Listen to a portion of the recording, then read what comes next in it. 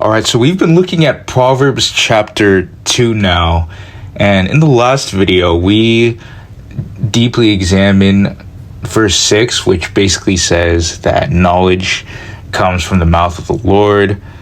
The Lord provides the wisdom and understanding. It flows from him.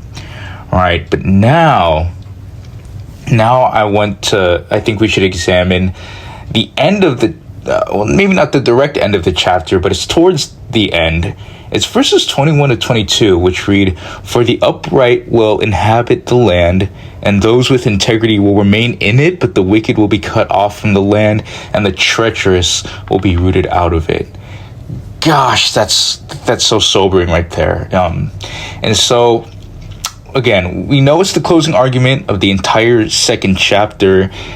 And we should know that, I think it's important to note that with Solomon's writing style, the closing arguments are never to be just thrown away, because everything that he has built across the preceding 20 verses, the call to seek wisdom, right? The promise that God gives it freely, the description of what wisdom protects you from, all of it lands here in a final sweeping declaration about two kinds of people and two very different outcomes.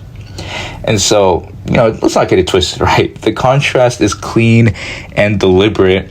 The upright and those with integrity, they inhabit and remain in the land, but the wicked and the treacherous, they are cut off and rooted out of it. So, on the surface, this looks like a simple reward and punishment formula. Be good, get blessed. Be bad, get removed, right? But there is significantly more going on here than a moral scoreboard, and unpacking it requires understanding what the land, quote unquote, meant to an Israelite reader, what the specific character words mean in Hebrew, and how this verse connects to a much larger biblical story. Okay, and so let's just start here. What is the land? This is the interpretive key that unlocks the whole verse, and so we need to really unpack this and thoroughly examine it. Because for a modern Western reader like myself, right, the land just sounds like a generic reference to, it might sound like a generic reference to real estate, or maybe just a vague metaphor or prosperity, even though I know the context. But anyways, for the original audience, though, it was neither vague nor generic, because the land, which is pronounced Haaretz in Hebrew, referred specifically to the land of Canaan, the land God promised to Abraham back in Genesis 12:7. "To your offspring I will give this land," right? And so this was the covenant land, the place where God's people were meant to dwell in his presence, under his blessing, ordered by his law. And so inhabiting the land was not just about geography, it was about a covenant relationship with God. And so to be in the land was to be in the place of blessing, purpose, and divinity. And so this is why being cut off from the land was not just an economic or political consequence. It was a covenantal consequence, right? It meant being removed from the sphere of God's blessing almost, because the exile of Israel to Babylon back in 586 BC was the ultimate expression of this, right? The nation's persistent wickedness and treachery eventually resulted in being literally uprooted from the land that God had given them. And so when Solomon writes this verse, right, he is not just giving a general life advice. He's framing individual moral choices within the grand narrative of covenant faithfulness. And so our character is not a private matter. And, it has implications for whether we remain in the place of blessing or get removed from it. So there's 4 character words here. The upright. We'll start with the upright. Yesharim. The Hebrew word yesharim comes from a root meaning straight, level, or right. It describes someone whose life has a kind of moral alignment to it. What they say and what they do match. Their inner convictions and outward behavior point in the same direction, and there is no crooked angle to them. This word appears throughout the Psalms and wisdom literature, though, as a descriptor of people who are genuinely oriented towards God. So, for example, Psalm 11:7 says, "The upright shall behold his face. The uprightness is relational. It is the posture of a person turned toward God rather than turned away." Then we have integrity. Tamimim comes from the root tam, which means complete, whole, or blameless. This is the word used to describe Job in Job 1:1, translated as blameless, right? When he was describing Job as blameless. It is also the word used for the unblemished sacrificial animals in the Mosaic Law. The idea is wholeness without defect, not sinless perfection, but a life that is not double dealing, not split between God and someone else, just integrated, right? And so together, the upright and those with integrity describe a person whose life has both direction and wholeness. They are pointed the right way, and they are not divided against themselves. Next up, we have the wicked, Rishaim. Rishaim is the standard Hebrew word for the wicked, and it consistently describes people who are guilty, condemned, or in active opposition to God's moral order. It's a legal term as much as a moral one. The wicked person is not just behaving badly, they're in a state of guilt before God. In Psalm 1, the wicked are contrasted directly with the righteous, using nearly identical imagery to Proverbs chapter 2. The wicked are like chaff, and the wind drives them away. They do not stand in the judgment because they will not remain. And then next we got the treacherous, right? Bodigim, I mispronounced that. Bogedim is one of the more charged words in the Hebrew vocabulary because it describes betrayers, those who break covenants, those who are unfaithful to commitments they have made. It is used for marital unfaithfulness, for political betrayal, and most significantly for Israel's spiritual unfaithfulness to God. The prophet Malachi in chapter 2, 14-16 uses this exact word in the context of both marital betrayal and covenantal unfaithfulness to God. The treacherous person is not just wicked in a general sense. They have specifically violated the trust. They made a commitment and abandoned it. So the pairing of wicked and treacherous tells us that the people being removed from the land are not just moral failures in the abstract, they are covenant breakers. They knew what they were committed to and walked away from it anyway. So we have cut off and rooted out in this verse, right? These two verbs used for the fate of the wicked, wicked are equally vivid and worth sitting with. So we have cut off, which is yikiratu, used in the Hebrew root karat, which is the same root used in the phrase to cut a covenant. Back in the ancient world, covenants were made by cutting animals in half and walking between them, symbolizing that the party who breaks the covenant invites the same faith. So to be cut off, quote unquote, in the Old Testament is a severe consequence, right? Because, for example, Leviticus uses it repeatedly for people who violate core covenant terms. It implies a decisive, irreversible severance. And then we have rooted out.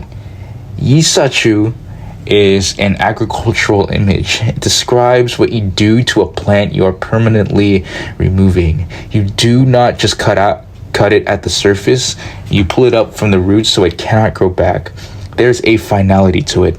The treacherous are not just temporarily displaced, they are removed without the possibility of even re-establishing themselves in the same ground. So the contrast with the upright remaining in the land is pretty stark. The word for remain is ivateru, implying continuity, endurance, and stability. The upright put down roots and stay, and the treacherous get uprooted and go. So let's just be honest here, right? Any honest engagement with this verse has to reckon with the obvious tension. Righteous people suffer, wicked people prosper. At least sometimes, right? At least in the short term. Job's entire book is written in response to this tension, actually. Psalm 73 even opens with Asaph confessing that he nearly lost his faith because he saw the wicked thriving while he suffered. Right? I can't even act like I haven't felt like that in my life. Because I definitely have. To just be completely transparent, right? But how do we hold Proverbs 2, 21-22 honestly without turning it into a prosperity gospel formula, right? Because we want to be so careful in not sounding like that. We want to be careful and deliberate into not going down that prosperity gospel vibe. So a few things are worth holding together here. First, Proverbs is wisdom literature, not unconditional guarantee literature. It describes patterns and general trajectories, not iron laws that apply in every individual case without exception. The wicked tend toward destruction, the upright tend toward stability. That is a real pattern even when exceptions exist, right? If you take stats, you know that principle pretty well. Second, the time frame matters enormously, right? Psalm 73, we mentioned, it resolves when Asaph goes into the sanctuary and perceives their end, quote unquote, right? The wicked may flourish for a season, but the end of the story is not written in the middle of the chapter. Proverbs 2:21-22 is making a claim about ultimate trajectories, not immediate circumstances. And then third, the New Testament reorients the time frame even further. Romans 8:18 says the sufferings of the present time are not worth comparing to the glory to be revealed to us, right? Paul said that. He dropped some insane heat in that chapter. The inheritance of the upright is not cashed out entirely in this life. It is secured and coming and to be anticipated. Right? The wicked may appear to win entire seasons of history, but Revelation 21-22 is the final chapter, and the city in that chapter belongs to those whose names are written in the Lamb's Book of Life. So let's get to some practical applications here, right? The first one is that character is not just personal, it's directional. The upright and those with integrity are not just nice people. They are people whose lives are oriented a certain way towards God, towards faithfulness, toward wholeness. That orientation determines their trajectory. And trajectory over time determines destination. The small daily choices about honesty, integrity, and faithfulness are not small in their cumulative effects because they are either building roots or loosening them, right? Next point, right? Stability is a fruit of integrity, not just a gift of circumstance, right? The upright remain, they endure. Their stability is not luck or favorable conditions.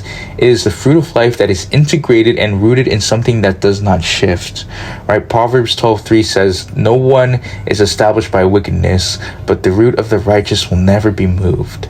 The metaphor is agricultural and intentional. Roots take time to develop, you can't rush them, but once they are deep, ordinary storms do not uproot us. And then the last thing here, your belonging in the place of blessing is worth protecting, right? Because, for the Christian, the New Testament equivalent of the land is being in Christ, right? In the community of his people, in the sphere of his blessing and presence. In the New Testament, Hebrews 3 and 4 use the imagery of entering God's rest and warns against hardening our heart and falling short of it through unbelief and disobedience. So the stakes of our character are not just personal flourishing, they are literally whether we remain in the place where God is present and active in our life. I actually want to give some more clarity, just a little bit more clarity before we close, right? Because as I was closing, I was thinking about this. This is still sort of a hard verse to interpret if we're actually looking at it in its respective context, right? So I wanted to mention this, that in Matthew 5:5, right, the third beatitude reads, this is by Jesus speaking right here, by the way, the man, "Blessed are the meek, for they shall inherit the earth." And so the word translated earth is the Greek G, which is the same conceptual territory as the Hebrew Eretz. So, Jesus is not abandoning the land promise, he is expanding it. The inheritance of the upright is no longer limited to a geographic strip in the ancient Near East. It is the renewed creation itself. So now that we got that out of the way, I just want to give the closing thought now, right? Proverbs 2:21-22, right, ends the chapter the same way it began, with a clear-eyed view of two paths and two outcomes. Solomon does not hedge. He does not say it is complicated, nuanced, or that both ways are equally valid. He says the upright remain and the wicked are moved, and he means it. But the verse is not a threat. Let's get that clear. Read in context, it is the natural conclusion of an invitation. All of the chapter has been calling us towards wisdom, integrity, and uprightness. Verses 21 and 22 simply tell us what is on the other side of that choice. Stability, rootedness, remaining. The land is still available. The roots are still worth growing. The question is, as always, is whether we are planting them.